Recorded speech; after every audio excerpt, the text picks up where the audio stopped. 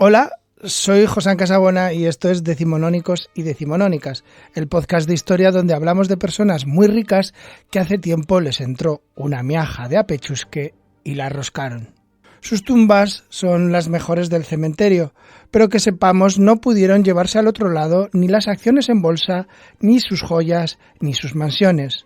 Hoy hablamos de burgueses y capitalistas y de cómo el capitalismo vino en el siglo XIX acompañado de muchos tipos de violencia. Pero la violencia que siempre se ha sabido, la que siempre se ha divulgado, es la que ejercen los de abajo a los de arriba. Nos han llenado de imágenes de anarquistas pistoleros tirando bombas al patio de butacas del liceo, matando a la candorosa Sisi emperatriz o al zar Alejandro II. Pero lo cierto es que, aunque hubo sectores del movimiento obrero que apostaron por la violencia y la propaganda por el hecho, numéricamente estos fueron casos aislados, nada representativos en comparación con un gigantesco movimiento de masas bien organizado, concienciado y con una ideología muy clara donde la lucha estaba en la resistencia, el apoyo mutuo y la solidaridad entre las personas de la misma clase, la clase trabajadora. Hoy, en Decimonónicos y Decimonónicas, le daremos la vuelta a la tortilla y recordaremos de qué manera y de qué formas tan curiosas y originales las élites de arriba ejercieron violencia contra las personas de abajo, entre otras cosas para asegurarse de que los de abajo sigamos estando abajo. La primera y más evidente violencia entre la clase trabajadora en el siglo XIX fue la miseria. Miseria como condición, miseria como consecuencia y miseria estructural buscada y perpetrada por la burguesía. A medida que las fábricas crecían y la producción se intensificaba, los trabajadores y trabajadoras se encontraron en una situación vulnerable con salarios bajos, largas jornadas laborales y condiciones de trabajo peligrosas e insalubres. La mortalidad en ciudades como Manchester o Liverpool por viruela, sarampión, escarlatina y tosferina eran 4 veces mayor que en las áreas rurales vecinas y la mortalidad por convulsiones era 10 veces mayor que en el campo. Trabajo infantil, hacinamiento, explotación y miseria. Todo esto para conseguir un fin, la acumulación del capital. Y todo esto para conseguir un fin, la acumulación de capital. Y todo esto lo sabemos, además de por las pruebas documentales, porque hubo testigos de todo aquello. Algunos de excepción, como nuestro primer decimonónico, un prusiano hijo de burgueses que llegó a Inglaterra para colaborar en esa explotación y trabajar en el negocio de su padre, pero que en vez de eso decidió pasarse al otro bando, tomando buena nota de aquella situación y escribir Die Lage der Arbeiterklasse in England. En inglés, The Condition of the Working Class in England, y en español, La situación de la clase obrera en Inglaterra. Lo hizo, como dijo él, renunciando a la sociedad y a los banquetes, al vino y al champán de la clase burguesa, dedicando su tiempo de ocio a estar y compartir la vida en los barrios de trabajadores y trabajadoras. Su nombre es Friedrich Engels. Nació en Barmen, en una familia acomodada en lo que actualmente sería Alemania. Su afición desde pequeño, la filosofía, pero su padre, empresario, no le facilitó este camino y Engels tuvo que ejercer su vida intelectual por sí solo. Obligado familiarmente a realizar labores empresariales en la industria textil, llegó a Inglaterra y ahí es donde renunció a su clase original, abrazando para siempre al proletariado como su familia. Durante 21 meses vivió con ellos recogiendo datos, leyendo documentos y viendo de primera mano las condiciones en las que vivían aquellas personas.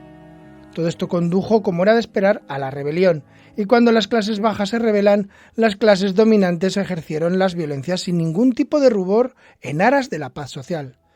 Como dijo un viejo profesor de historia, tranquilidad viene de tranca, y la burguesía sacó a pasear muy pronto la tranca y a dar golpes con ella a todo aquel que se rebelase. El ejército y la policía fueron los instrumentos de represión más usados y el estándar de violencia contra la clase trabajadora. Hay que señalar que en el Reino Unido, la ley representada por la Combination Act de 1999 y 1800, y las autoridades pudieron usar la fuerza para detener y castigar a los trabajadores que las realizaron. Detenciones masivas, torturas y encarcelamientos. A pesar de esto, las huelgas no dejaron de llevarse a cabo como las de 1830, la huelga de los tejedores de seda, que fue un evento importante en la historia de la lucha obrera en Inglaterra. Los tejedores de seda en Lancashire trabajaron en talleres que se convirtieron en fábricas y estaban sujetos a condiciones de trabajo extraordinariamente duras, con jornadas de trabajo de hasta 14 horas al día. Los tejedores y las tejedoras habían intentado organizarse en sindicatos para mejorar sus condiciones, pero el gobierno británico había prohibido los sindicatos en ese momento. Se declararon en huelga en respuesta a las condiciones de trabajo injustas y la baja remuneración que recibían. La huelga duró varios meses y tuvo una fuerte represión por parte de las autoridades británicas. Los trabajadores y las trabajadoras exigían salarios más altos y mejores condiciones de trabajo y comenzaron a realizar piquetes y manifestaciones. La respuesta del gobierno británico fue fuerte y se desplegaron tropas para reprimir la huelga.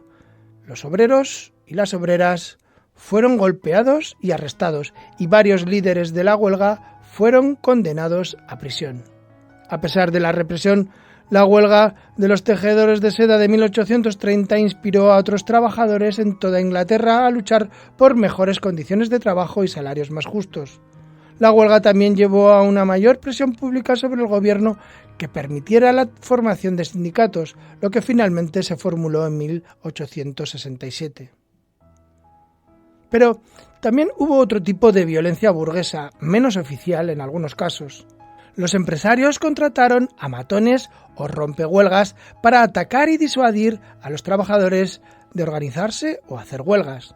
En cuanto al origen del término esquirol para referirse a los rompehuelgas, lo encontramos en la segunda mitad del siglo XIX, en concreto en la población barcelonesa de Manlleu, en 1855, donde los tejedores y las tejedoras trabajaban por encargo de los fabricantes en sus propias casas y sin control de horario o producción fija.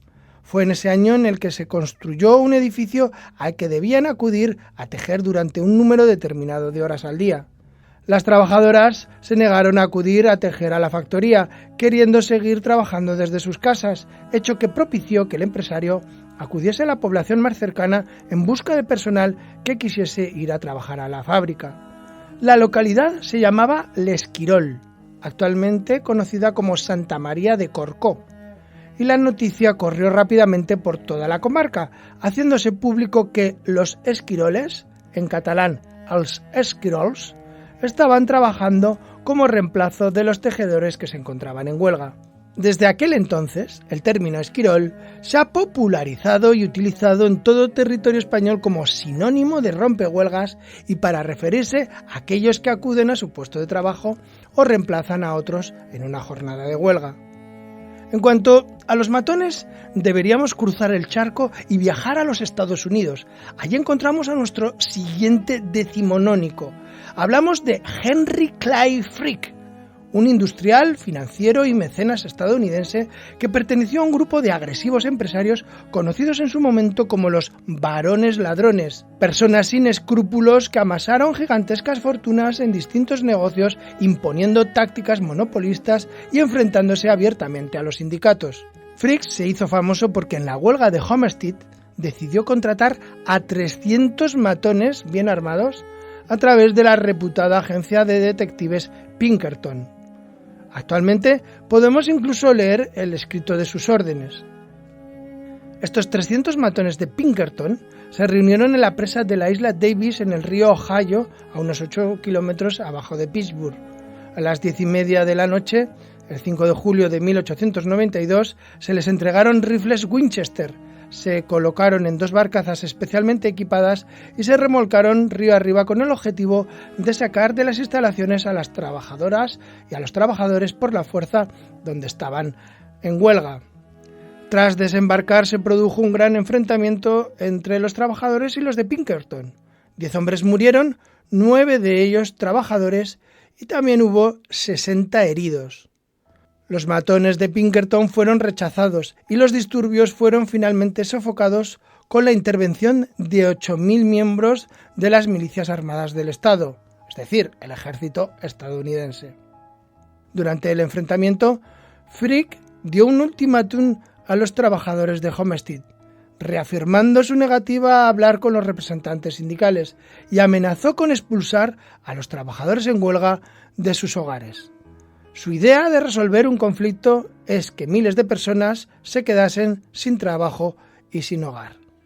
Hoy, en el siglo XXI, en el 1 de mayo, Más allá de rendir tributo a las compañeras y compañeros de Chicago, recordamos que la violencia contra la clase social obrera es estructural, bien diseñada por las élites y llevada a cabo por personas sin escrúpulos bien pagadas.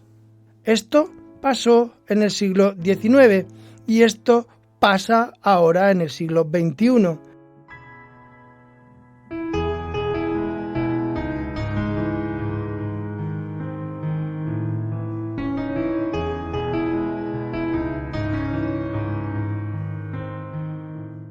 Hasta aquí el episodio especial de Decimonónicos y Decimonónicas el 1 de mayo. Ayudáis mucho difundiendo este podcast.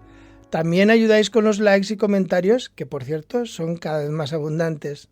Un abrazo y hasta la próxima.